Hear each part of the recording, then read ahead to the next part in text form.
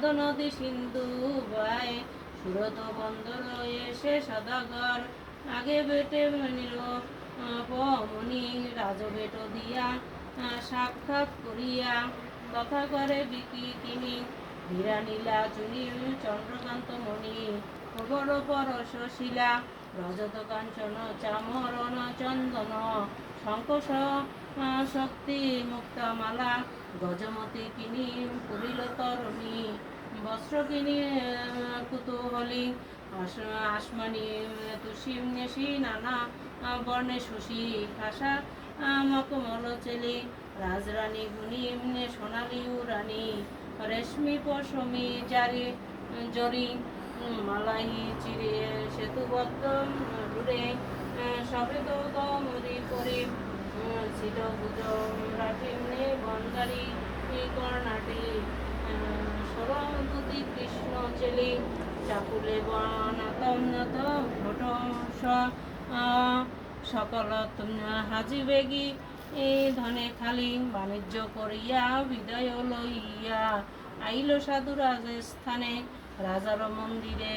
চড়ে চুরি করে সেই দ্রব্য সাধু কিনে কহে মহিপাল রাখিয়া কোটাল আপন কুশাল চাও সেই রজনী সময়ে চোরে দ্রব্য লয় সেই চোর দড়ি দাও নিরপতি আদেশে ফিরয়ে তল্লাশে হেনকালে সত্য দেবে ভিক্ষুকের ছলে কহেন কোটালে সাধু ধর দ্রব্য পাবে এই বেটা চোর নহে সদাগর শুনিয়া নাটাল হায় রাজকণ্ঠ প্রহার সাধু জামা তার গলায় দেখিতে পায় তরণীর দ্বারা খুলি পিঠ মোরা বন্দে দুই সদাগর জিনিস সহিতে মারিতে মারিতে রাজার সাক্ষাৎ করে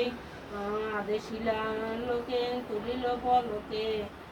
মারায় চাবুক ছড়ি নাই গো বিচার করে মার সবে করে বেড়া গুরি দুই সদাগরে রাখে কারাগারে নিগর বন্ধন দিয়া বান্দিয়া কান্ডারি লুটিয়ে শক্ত তরি ভান্ডারে রাখিল নিয়া দ্বাদশ বছর বন্দি সদাগর বাপের নাহি গেল ঘরে সাধুর বসতি গৌরের দুর্গতি অগ্নিদয়ে ছাড় খারে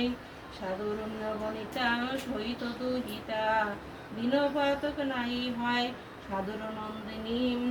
রাখিয়া জননী ভূমিতে নগরে যায় ভূমিতে অতি দুঃখ চিতেন যায় নগরের মাঝে